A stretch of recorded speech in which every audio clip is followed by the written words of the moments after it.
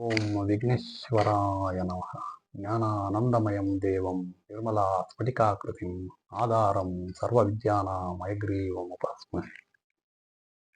ಮಾಸ ಭವಿಷ್ಯ ಫೆಬ್ರವರಿ 2025. ಮಕರ ರಾಶಿ. ಮಕರ ರಾಶಿಯವರ ಈ ಮಾಸ ಭವಿಷ್ಯ ನೋಡೋಣ. ಫೆಬ್ರವರಿದು ಮೊದಲಿಗೆ ಮಕರ ರಾಶಿಯವರ ನಕ್ಷತ್ರ ಗುಣನಡತೆ ತಿಳಿಯೋಣ.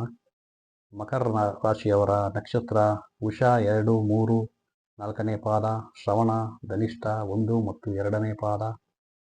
ಮಕರ ರಾಶಿಯವರು ನೀವು ದೂರದೃಷ್ಟಿ ಉಳ್ಳವರು. ಕಾರ್ಯರೂಪದ ಮನೋಭಾವನೆ, ಕ್ರಮಬದ್ಧತೆ ಇರುತ್ತದೆ. ಒಳ್ಳೆಯ ರೀತಿಯಲ್ಲಿ ಅಥವಾ ಕೆಟ್ಟ ರೀತಿಯಲ್ಲೂ ಸರಿ ಪ್ರಖ್ಯಾತರಾಗುತ್ತೀರಿ. ಶುಭಾಶುಭ ಗ್ರಹಗಳು ಸೇರಿ ಒಳ್ಳೆಯ ವ್ಯವಸಾಯ ಚಾತುರ್ಯವಿರುತ್ತದೆ. ಅಧಿಕಾರ ನಿರ್ವಹಿಸುವ ಶಕ್ತಿಯನ್ನು ಪಡೆದಿರ್ತೀರಿ. ಯಾವುದೇ ಕೆಲಸದಲ್ಲಾಗಲಿ, ಉದ್ಯೋಗದಲ್ಲಾಗಲಿ, ವಲಯದಾಗಲಿ ಅಡೆತಡೆಗಳು, ಕಷ್ಟಗಳು ಸಾಮಾನ್ಯವಾಗಿರುತ್ತವೆ. ನಿಮ್ಮ ಕೀರ್ತಿಗೆ ತೊಂದರೆ ಇರುತ್ತದೆ. ನಿಮಗೆ ನಿಮ್ಮ ವಲಯದಲ್ಲೇ ಶತ್ರುಗಳಿರುತ್ತಾರೆ. ಮಕರ ರಾಶಿಯವರ ಮಾಸ ಭವಿಷ್ಯ ಫೆಬ್ರವರಿ 2025. ಮಕರ ರಾಶಿಯವರು ಸಾಡೆ ಸಾತಿ ಇತ್ತು 7 ವರ್ಷದಿಂದ ಭಾರಿ ದಶಾಭುಕ್ತಿ ಚೆನ್ನಾಗಿಲ್ಲ ಜಾತಕದಲ್ಲಿ. ಅಂದರೆ ಭಾರಿ ತೊಂದರೆ ಬಿದ್ದಿರ್ತೀರ. 7 ವರ್ಷದಿಂದ ಸಾಡೆ ಸಾತಿ ಇದರಿಂದ ಬರೋ ತಿಂಗಳು ಮಾರ್ಚ್ 29ಕ್ಕೆ ಶನೀಶ್ವರ ಚೇಂಜ್ ಆಗೋದ್ರಿಂದ ಸಾಡೆ ಸಾತಿ ಮುಗಿಯುತ್ತೆ ನಿಮಗೆ. ಬರೋ ಮಾರ್ಚ್ 29 ಅಷ್ಟೇ, ಆಮೇಲೆ ಸಾಡೆ ಸಾತಿ ಇರಲ್ಲ. 3ನೇ ಮನೆಗೆ ಶನೀಶ್ವರ ಹೋಗೋದ್ರಿಂದ ಏನೇ ಕಾರ್ಯ, ಏನೇ ಕೆಲಸ ಮಾಡಿದ್ರು ಜಯ ಆಗುತ್ತೆ. ಹೊಸ ವ್ಯಾಪಾರ, ಹೊಸ ಕೆಲಸ, ಸೈಟು, ಮನೆ ಏನೇ ಶುರು ಮಾಡಿ 3ನೇ ಮನೆಗೆ ಶನೀಶ್ವರ ಹೋಗೋದು ತುಂಬ ಒಳ್ಳೆಯದಾಗುತ್ತೆ. ಲಗ್ನದ ಸೂರ್ಯ ಬುಧ ಇದೆ, ತುಂಬ ಒಳ್ಳೆಯದು, ಶುಭ ಗ್ರಹಗಳು. 2ರ ಶನೀಶ್ವರ ಇದರಿಂದ ಇಷ್ಟು ದಿನ ನಿಮಗೆ ಯಾವುದೇ ವ್ಯಾಪಾರ ಬಿಸ್ನೆಸ್ ಏನೇ ಮಾಡಿದ್ರು ಆಗ್ತಿರಲಿಲ್ಲ. ಯಾವುದೇ ಮಾಡಕ್ಕೆ ಹೋದ್ರು ಅರ್ಧಕ್ಕೆ ನಿಲ್ತಾ ಇತ್ತು. ದುಡ್ಡಂತೂ ಬರ್ತಾನೆ ಇರಲಿಲ್ಲ. ಭಾರಿ ತೊಂದರೆ ಬಿದ್ದಿರ್ತೀರ. ಯಾಕಂದರೆ 2ನೇ ಮನೆ ಶನೀಶ್ವರ ಇದರಿಂದ ದುಡ್ಡು ಕಾಸು ಏನು ಬರಲ್ಲ, ಬರೋ ದುಡ್ಡು ಬರಲ್ಲ. ಇನ್ನೂ ಭಾರಿ ನಷ್ಟ ಅನುಭವಿಸಿರ್ತೀರ ನೀವು. ಸಾಡೆ ಸಾತಿ ಕ್ಲೋಸ್ ಆಗುತ್ತೆ ಮಾರ್ಚ್ 29ರಿಂದ. ಆಮೇಲೆ ಏನು ತೊಂದರೆ ಇಲ್ಲ, ರಾಜಯೋಗ ಇದೆ ನಿಮಗೆ. 4ರಲ್ಲಿ ಬಂದು ಶುಕ್ರ ರಾಹು ಬಂದು 3ರಲ್ಲಿ ಬಂದು ಶುಕ್ರ ರಾಹು 3ರಲ್ಲಿ ರಾಹು ಇರೋದ್ರಿಂದ ತೊಂದರೆ ಇಲ್ಲ. ಯಾವುದೇ ಪಾಪಗ್ರಹ 3, 6, 11ನೇ ಮನೆಯಲ್ಲಿದ್ರೆ ತುಂಬ ಒಳ್ಳೆಯ ಫಲವನ್ನು ಕೊಡ್ತವೆ. ರಾಹುದೇನು ತೊಂದರೆ ಇಲ್ಲ, ರಾಹು ಚೆನ್ನಾಗಿದೆ. 3ರಲ್ಲಿ ಶುಕ್ರ ಇದೆ, ಉಚ್ಚ ಶುಕ್ರ ಇದೆ, ಏನೂ ತೊಂದರೆ ಇಲ್ಲ. ಅಣ್ಣ ತಮ್ಮಂದಿರು ಫ್ರೆಂಡ್ಶಿಪ್ಪಲ್ಲಿ ತುಂಬ ಚೆನ್ನಾಗಿರ್ತೀರ. ಯಾವ ಗಲಾಟೆ ಇರಲ್ಲ, ಆರಾಮಾಗಿರ್ತೀರ, ಏನೂ ತೊಂದರೆ ಇಲ್ಲ. ಇನ್ನು 4ನೇ ಮನೆ ಬಂದು ಖಾಲಿ ಇದೆ, ಬಂದು ಮಂಗಳನ ಮನೆ. 4ನೇ ಮನೆ ಇರೋದ್ರಿಂದ ಕುಟುಂಬದಲ್ಲಿ ಸ್ವಲ್ಪ ನೆಮ್ಮದಿ ಇರಲ್ಲ, ಸ್ವಲ್ಪ ನೆಮ್ಮದಿ ಪ್ರಾಬ್ಲಮ್ ಇರ್ತವೆ. ಈ ತಿಂಗಳು ಮಾತ್ರ ಅಷ್ಟೇ. ಮಂಗಳ ಚೇಂಜ್ ಆದಮೇಲೆ ಅದು ಸರೋಗುತ್ತೆ. ಆಮೇಲೆ ತಾಯಿ ಆರೋಗ್ಯ ಏನಾದರೂ ಸ್ವಲ್ಪ ಹುಷಾರಿಲ್ಲ ಅಂದರೆ ತೋರಿಸಿ. ಯಾಕೆಂದರೆ ಮಂಗಳ 4ನೇ ಮನೆ ಇರೋದ್ರಿಂದ ಸ್ವಲ್ಪ ಚಿಕ್ಕಪುಟ್ಟ ಏನಾದ್ರು ಆದರೆ ತಾಯಿನ ಕರ್ಕೊಂಡೋಗಿ ಆಸ್ಪತ್ರೆಗೆ ತೋರಿಸಿ. ಇನ್ನೊಂದು ತಿಂಗಳಷ್ಟೇ, ಇನ್ನೊಂದು ತಿಂಗಳಾದ್ಮೇಲೆ ಮಂಗಳ ಚೇಂಜ್ ಆಗುತ್ತೆ. ಆಮೇಲೆ ತುಂಬ ಚೆನ್ನಾಗಿರುತ್ತೆ, ಏನು ತೊಂದರೆ ಇಲ್ಲ. 5ನೇ ಮನೆ ಗುರು ಇದೆ. 5ನೇ ಮನೆ ಗುರು ಇರೋದ್ರಿಂದ ಇಷ್ಟು ದಿನ ವಿದ್ಯಾರ್ಥಿಗಳಿಗೆ ತುಂಬ ಚೆನ್ನಾಗಿತ್ತು, ಈಗಲೂ ಚೆನ್ನಾಗಿದೆ. ಇನ್ನು ಮೇ 14ರವರೆಗೂ ಗುರು ಇರುತ್ತೆ. ವಿದ್ಯಾರ್ಥಿಗಳು ಓದಾಗಲಿ ಎಲ್ಲ ತುಂಬ ಚೆನ್ನಾಗಿ ಆಗಿ ಬಂದಿರುತ್ತೆ. ಮಕ್ಕಳ ಜೊತೆ ವಿಶ್ವಾಸ, ಪ್ರೀತಿ ವಿಶ್ವಾಸ ತುಂಬ ಚೆನ್ನಾಗಿರುತ್ತೆ ಕುಟುಂಬದಲ್ಲಿ. 5ನೇ ಮನೆ ಗುರುವಿಂದ ಇಷ್ಟು ದಿನ ನೆಮ್ಮದಿ ಆರಾಮಾಗಿದ್ದೀರಾ, ಮುಂದೇನು ಹಂಗೆ ಇರ್ತೀರಾ, ಏನು ತೊಂದರೆ ಇಲ್ಲ, ಆರಾಮಾಗಿರಿ. 6ರಲ್ಲಿ ಮಂಗಳ ಇದೆ. 6ರಲ್ಲಿ ಮಂಗಳ ಇದ್ದರೆ ಸ್ವಲ್ಪ ಆರೋಗ್ಯ ಸಮಸ್ಯೆ ಬರ್ಬೋದು. ಆರೋಗ್ಯ ಸಮಸ್ಯೆ ಏನಾದ್ರು ಬಂದರೆ ನೀವು ಮಂಗಳನ ಮಂತ್ರ ಮಾಡಿ. ಚಿಕ್ಕಪುಟ್ಟ ಆರೋಗ್ಯ ಸಮಸ್ಯೆ ಇರುತ್ತೆ. ಇನ್ನೂ 1 ತಿಂಗಳು, 15ನೇ ತಿಂಗಳಾದ್ಮೇಲೆ ಮಂಗಳ ಚೇಂಜ್ ಆದಮೇಲೆ ಏನು ತೊಂದರೆ ಇಲ್ಲ. ಅಕಸ್ಮಾತ್ ಏನಾದ್ರು ಆ ಥರ ಆರೋಗ್ಯ ಸ್ವಲ್ಪ ಸಮಸ್ಯೆ ಇದ್ದರೆ ಧರಣಿ ಗರ್ಭ ಸಂಭೂತಂ ವಿದ್ಯುತ್ ಕಾಂತಿ ಸಮಪ್ರಭಂ ಕುಮಾರಂ ಶಕ್ತಿ ಹಸ್ತಂಚ ಮಂಗಲಂ ಪ್ರಣಮಾಮ್ಯಹಂ ಎಂಬ ಮಂತ್ರನ ಮಂಗಳವಾರ 3 ಮಂಗಳವಾರ ಮಾಡಿ 108 ಸಲ. ಏನು ತೊಂದರೆ ಇಲ್ಲ, ಆರೋಗ್ಯದಿಂದನೂ ಆರಾಮಾಗ್ತೀರಾ. ಸಪ್ತಮಾಧಿಪತಿ ಚಂದ್ರ ಇದೆ. ಚಂದ್ರ ಚೇಂಜ್ ಆಗ್ತಾ ಇರುತ್ತೆ. ಕುಟುಂಬದಲ್ಲಿ ಕಲಹನೂ ಇರುತ್ತೆ, ಮಾಮೂಲು ಸುಖನೂ ಇರುತ್ತೆ. 2 ರೀತಿಯಲ್ಲಿ ನಡೀತೇವೆ, ಏನು ತೊಂದರೆ ಇಲ್ಲ. ಅಷ್ಟಮದಲ್ಲಿ ಬಂದು ಸೂರ್ಯ ಬಂದು ಲಗ್ನದಲ್ಲೇ ಇದ್ದೆ. ಲಗ್ನದಲ್ಲಿರೋದ್ರಿಂದ ಏನು ತೊಂದರೆ ಇಲ್ಲ, ಆರಾಮಾಗಿರ್ತೀರ. 9ರಲ್ಲಿ ಕೇತು ಇದೆ, ಭಾಗ್ಯಸ್ಥಾನದಲ್ಲಿ ಕೇತು ಇದೆ.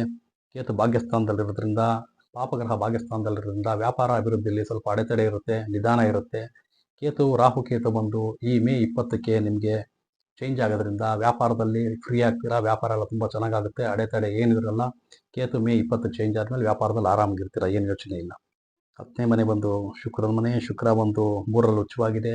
ಕೆಲಸ ಕಾರ್ಯದಲ್ಲಿ ಏನು ತೊಂದರೆ ಇಲ್ಲ. ವೃತ್ತಿ ಜೀವನದಲ್ಲಿರೋರು ಆರಾಮಾಗಿರ್ತೀರ, ಆರಾಮಾಗಿರಿ. ಬಡ್ತಿ ಎಲ್ಲ ಸಿಗೋ ಚಾನ್ಸಸ್ ಇದೆ. ತುಂಬ ಗೌರವ ಸಿಗುತ್ತೆ ವೃತ್ತಿಯಲ್ಲಿ, ಏನು ತೊಂದರೆ ಇಲ್ಲ, ಆರಾಮ್. 11ನೇ ಮನೆ 11ರಲ್ಲಿ ಬಂದು ಮಂಗಳ ಬಂದು 6ರಲ್ಲಿದೆ, ಏನು ತೊಂದರೆ ಇಲ್ಲ. ಪಾಪಗ್ರಹಗಳು 3, 6, 11 ಇದೆ, ತುಂಬ ಒಳ್ಳೆಯದು. ಮಂಗಳ 6ರಿಂದ ಬಿಸ್ನೆಸ್, ವ್ಯಾಪಾರ ಏನು ತೊಂದರೆ ಇಲ್ಲ. ವ್ಯಾಪಾರ ಎಲ್ಲ ಚೆನ್ನಾಗಿ ನಡೆದಿರುತ್ತೆ. ಮುಂದೇನೂ ಚೆನ್ನಾಗಿದೆ, ಏನು ತೊಂದರೆ. ಯುಗಾದಿ ಆದಮೇಲೆ ಇನ್ನೂ ಚೆನ್ನಾಗಿರುತ್ತೆ. 12ನೇ ಮನೆ ಬಂದು ಮುಂದಿನ ಜನ್ಮದ್ದು, ಅದಕ್ಕೂ ಇದಕ್ಕೂ ಏನು ತೊಂದರೆ ಇಲ್ಲ.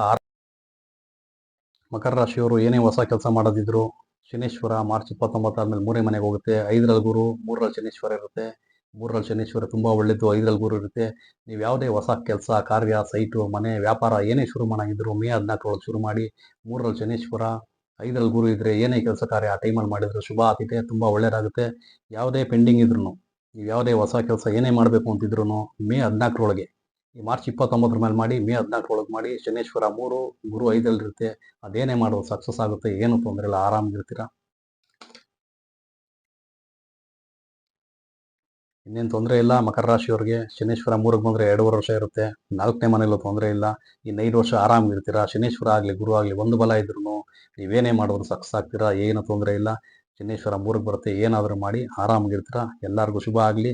ಈಗ ನಿಮ್ಮ ಮಕರ ರಾಶಿಯವರ ಶುಭ ದಿಕ್ಕು, ಶುಭ ವರ್ಣ, ಶುಭ ಸಂಖ್ಯೆ, ಶುಭ ರತ್ನ ಹೇಳ್ತೀನಿ.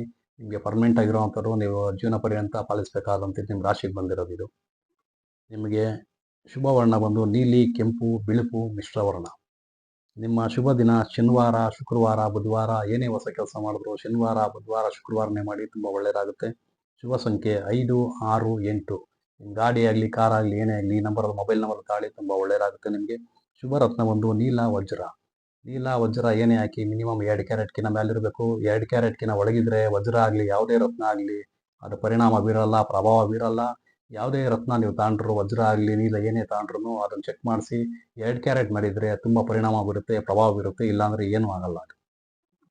ನಿಮ್ಮ ಉಪಾಸನಾ ದೈವ ಲಕ್ಷ್ಮೀನಾರಾಯಣ. ನಿಮ್ಮ ಶುಭ ದಿಕ್ಕು ದಕ್ಷಿಣ.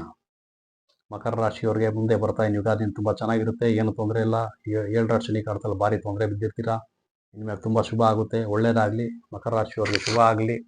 ಸರ್ವೇ ಜನ ಸುಖಿನೋ ಭವಂತು, ಸಮಸ್ತ ಸನ್ಮಂಗಳಾನಿ ಭವಂತು. ಓಂ ಈಶ್ವರ.